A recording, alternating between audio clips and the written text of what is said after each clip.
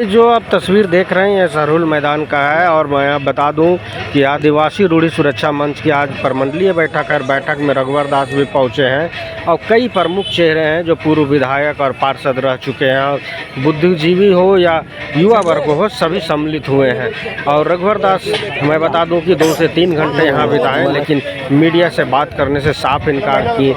आखिर इस बैठक को कितनी महत्वपूर्ण बैठक हुई है, हम समाज के लोगों से जुड़ के बात करने का प्रयास करेंगे, लेकिन कुछ न कुछ दिन में ये क्लियर हो जाएगा कि रघुवर दास अगर इस तरह की बैठक में पहुंच रहे हैं तो कुछ बड़ा ही निर्णय होने का है। आदिवासी समाज आखिर रघुवर दास को लगातार चाह रहे हैं और रघुवर दास भी उनसे पहुंच रहे हैं। हम जानते हैं इनसे कि क्या बैठक में आदिवासी रूढ़ी सुरक्षा मंच के माध्यम से प्रमंडलीय स्तरीय जो पैसा कानून लागू करने के लिए हम लोग प्रमंडलीय स्तर आज एक कहते वर्कशॉप का आयोजन किया गया था। और इसमें हम जिस आदिवासी राज्य की बात करते हैं और जहाँ की आपको 5th शेड्यूल एरिया आता है उसमें झारखंड है, और झारखंड में हमारा 13 जिला है जिसमें 112 प्रखंड है। तो जो पैसा कानून लागू कर सरकार का जो दायित्व है कि नियमावली बना के पैसा कानून लागू करने के लिए, लेकिन सरकार कहीं ना कहीं ये ढुलमुल नीति अपना रही है। तो इसी के लिए कि चूँकि अगर वास्तव में आप आदिवासी का भला चाहते हो, वास्तव में आदिवासी का विकास चाहते हो, तो रूढ़िवादी परंपरा की जो बात हम लोग पैसा कानून में कहते हैं उस पैसा कानून को लागू करना पड़ेगा।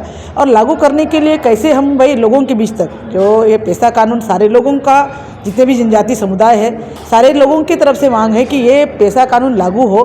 बावजूद अगर ये ढुलमुल नीति अपना रही है तो इस बात को हम गांव तक ले जाएंगे, पंचायत तक ले जाएंगे, हर ग्राम सभा तक ले जाएंगे, जिसकी हम ग्राम सभा की बात करते हैं। ना लोकसभा ना विधानसभा, सबसे बड़ा ग्राम सभा जो कि गांव की सरकार बोलते हैं, तो गांव-गांव तक ले जाएंगे। और वहाँ से भी लोग इन बातों को जो बोल तो रहे हैं, लेकिन सरकार को और भी हम लोग उनकी बातों को करने के लिए, जिसमें कि हमारी महिलाएं हर काम में हमारी महिलाएं सशक्त रही है, चाहे धर्म कर्म में या लड़ने में या आंदोलन में या बचाने में या कहीं भी गई है, हमारे आदिवासी समाज में महिलाओं का महत्वपूर्ण भूमिका है। तो तमाम जो समुदाय है, जितने भी जनजाति समुदाय है, सबके पास हम लोग को जाने के लिए वर्कशॉप रखा है। झारखंड का अलग हुए 25 साल जी, सरकार चाहती भी होगी, लेकिन कुछ लोग हैं कि कोर्ट चले जाते हैं पैसा कानून को लेकर के, नहीं इस तरीके के लागू होना चाहिए। आप चाहते हैं 1996 पैसा एक को बहु लागू हो, तो आखिर किसके कारण लटक रहा है पैसा कानून? ये तो सरकार की इच्छा शक्ति की कमी है। सरकार की इच्छा शक्ति है जो कि कहती है कि मेरी अबुआ सरकार है। हम तो कहेंगे कोई भी सरकार है, और उसके साथ चूँकि अभी वर्तमान में अबुआ सरकार है, और जो मंतव्य लेना था, विधि विभाग से आपने मंतव्य ले लिया और TSC से भी आपने मंतव्य ले लिया, सब्जेक्ट से मंतव्य ले लिया, अब उसको लागू करने का, तो आखिर क्या वजह है जो आप लागू नहीं करना चाहते? क्या डर आपको लग रहा है? आखिर कहाँ आपको ये लग रहा है और किस डर के मारे आप नहीं कर रहे? तो आप बोलोगे ना भाई, आप नहीं कर रहे हैं ना कहीं पर्दे के पीछे जो लोग चाहते हैं कि पैसा कानून लागू नहीं हो वो कर रहे हैं। लेकिन चूँकि आप सरकार आप चला रहे हो, आपको ना, आप अबुआ सरकार में बहुत वादा किए थे कि अबुआ सरकार, अप्या सरकार, अबुआ हेमंत दादा, अप्या हेमंत दादा। तो आखिर ये अबुआ सरकार में अबुआ लोगों को क्यों छल रहे हैं आप?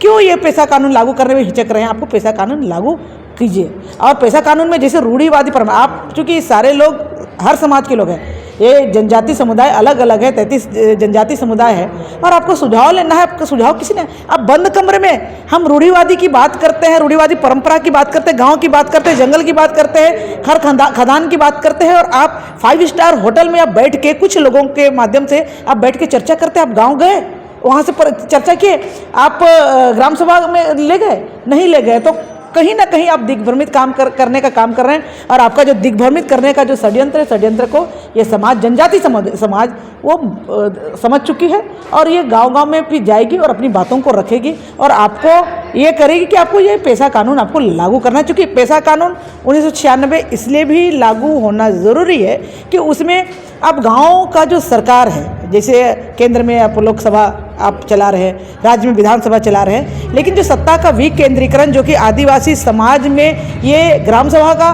पहले से, हम तो कहेंगे कि हमारे जो गांधी जी भी हमारे ही विधि व्यवस्था से, रीति रिवाज से देख के वो ग्राम सभा ग्राम स्वराज की बात करते हैं। तो ये आदि काल से हमारा ग्राम सभा की बात है। कोई भी बात है, गांव घर का किसी भी किस्म का बात है, गांव के लोग मिल बैठ के उसका समस्या का समाधान निकालते हैं और समस्या का समाधान निकलता है। देखिए, आज का जो मीटिंग था वो पेसा एक्ट से रिगार्डिंग था कि पेसा एक्ट लागू क्यों नहीं हो रहा है, किस प्रकार से उसको लागू कर सकते हैं और किस हिसाब से वो एम्पावर करेगा एक मतलब ये ज़िला लेवल से जितना भी गांव का लोग है उन सभी को, तो उन सभी को एम्पावरमेंट देने के लिए ये जो मीटिंग था वो बैठाया गया था ताकि वो पेसा एक्ट के बारे में समझे, जाने और उसके लिए लड़े और उसको लागू करवाए, तब जा कर के उनका अधिकार उनका हाथ में आएगा। पूछिए। पेसा एक्ट से क्या समझ है, पेसा एक्ट लागू क्यों नहीं हो पा रहा? पेसा एक्ट लागू इसलिए नहीं हो पा रहा है क्योंकि उसके मतलब उसके अलावा बाकी डिफरेंट चीज़ लागू कर दिया जा रहा है, जैसे पंचायती राज अधिनियम 2001, झारखंड पंचायती राज अधिनियम। एक्चुअली में वो पंचायती राज अधिनियम होता है जिसके तहत वो जो कि 1992 में बना हुआ था बेसिकली, तो उसके तहत बना पेसा एक्ट 1996, ठीक है, जो कि संताल कस्टम पर आधारित है। तो उसी को लागू करना चाहिए था एक्चुअली गवर्नमेंट को, तो वो नहीं किए, जिसके बाद वो लागू हुआ झारखंड पंचायती राज अधिनियम जो 2001, जो कि बेसिकली बना 2005 में है, लेकिन वो नाम है बस झारखंड पंचायती राज अधिनियम 2001, क्योंकि 2001 तक में मतलब सरकार डिफरेंट था, बट आप लोग समझ ही रहे होंगे क्योंकि उस टाइम पे वो लागू नहीं हुआ, लेकिन बाद में जो लागू हुआ वो 2005 में लागू हुआ, तो बेसिकली उस पर 2005 लगना चाहिए था, बट वो नाम है बेसिकली। तो चलिए आगे कंटिन्यू करते हैं।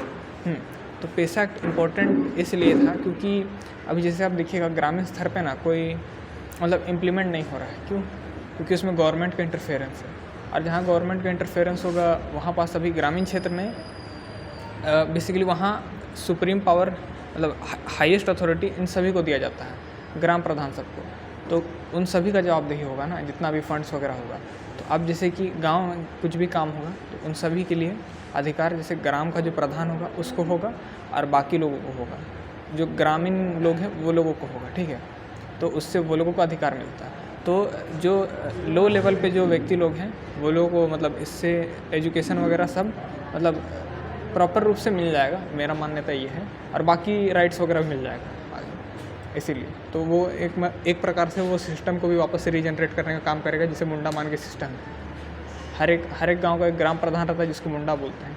वो टाइटल में सब कोई ऐसे ही लिखते हैं, लेकिन वो सर्वे के दौरान लिखा गया था, लेकिन अभी हम लोग एक्चुअली में कास्ट ही बन गया है वो जो हम लोग का ग्राम प्रधान होता है। तो एक ग्राम प्रधान से सबको का वो टाइटल ही हो गया, क्योंकि कभी भी कुछ भी मैटर होता है उसमें ग्राम प्रधान को सबसे पहले मतलब उस पर जा कर के देखना होता है कि मैटर क्या है। इसीलिए वो ग्राम प्रधान के नाम से ही मतलब सबसे पहले जब सर्वेक्षण हो रहा था तो ग्राम प्रधान सबसे पहले गया कि क्या हो रहा है, तो तब उसको मतलब ये पता चला कि यहाँ सर्वे वगैरह हो रहा है, तो नाम पूछा, तो वो अपना नाम बताया और वो अपना पद बताया, तो पद वो बता दिए, जिसके बाद वो जैसे कोई भी अपना बता दिए, जैसे कि मेरा नाम ये सोमरा मुंडा, तो उस टाइप का, तो उनका जो टाइटल था वो आ गया ऐसे मुंडा, तो उसी हिसाब से सबको का मुंडा हो गया। लेकिन बेसिकली ये हम लोग का शासन व्यवस्था का है, जो कि मुंडा मान के सिस्टम का है। हर एक गांव का एक मुंडा रहता है, 7 गांव का एक मानकी होता है, और 21 गांव टाइप का मिला करके उसका होता है पढ़ा नहीं पढ़ा। तो इन सभी से मतलब धीरे धीरे करके वो बोलते वो थोड़ा सा अपभ्रंश होकर वो पढ़ा हो गया। तो वही पढ़ा व्यवस्था को वापस से रीजनरेट या तो दोबारा से ये क्या बोलते हैं लिबरेट करने का कोशिश किया जा रहा है। यही सब छोटा मोटा मीटिंग कहता है। तो आपके युवा है ऐसा है 1996 लागू होने से अपना भविष्य किस प्रकार देखते हैं? हाँ, मतलब उससे जितना भी ग्रामीण लेवल पे जितना भी जो ट्राइब्स पीछे हैं उस सभी को थोड़ा सा अपलिफ्टमेंट मिलेगा। तो अपलिफ्टमेंट से बेनिफिट कैसे नहीं होगा हमको? अपलिफ्टमेंट मतलब जैसे आप सोच करके देखिए, अभी हर एक चीज़ करना है तो डीसी से जाकर के अनुमति लेना होगा। अब उतना दूर जाएंगे, कब वो साइन करेंगे, किस दिन मिलेंगे, किस दिन नहीं मिलेंगे, तो वो सब में बहुत ज़्यादा ही लेंदी प्रोसेस हो जाता है। लेकिन अगर वो सब अधिकार ग्राम प्रधान वगैरह के पास हो तो कुछ दिक्कत होगा? आप ही सोच करके बताइए। जैसे ग्राम प्रधान रहेगा, आप जैसे कि अगर सबको पूरा गांव वाला मिल करके अगर डिसाइड करता है कि हाँ मछली पालन करते हैं, इसके लिए तालाब कोड़ते हैं, सबको रोज़गार भी मिल जाएगा। रोज़गार मिलेगा तो उसी का मतलब और उससे जो बेनिफिट होगा, जैसे बाद में वो तालाब बना देते हैं, मछली पालन करते हैं, मुर्गी पालन करते हैं, और जैसे बतख वगैरह और भी बहुत कुछ पालते हैं, जैसे भेड़ बकरी सब, एनिमल हस्बेंड्री वगैरह वगैरह। तो ये सब का जितना भी इस सब से लोगों को रोज़गार भी मिल जाएगा, और वही सब पैसा ग्राम में ही सर्कुलेट होगा। उससे क्या होगा, ग्राम के पास अपना रिसोर्स वगैरह सही साइड से आने लग जाएगा। और जैसे अगर पेसा जैसा अगर ये सब एम्पावर होता है तो उससे क्या होगा कि डायरेक्टली जो गवर्नमेंट लेवल पे जितने भी स्कूल सब हैं, जैसे गवर्नमेंट स्कूल सब, बहुत सारे ग्रामीण क्षेत्र सब में तो मोस्टली गवर्नमेंट स्कूल रहता है ना, प्राइवेट स्कूल सब भी वहाँ तक मोस्टली नहीं पहुँचने पाता है।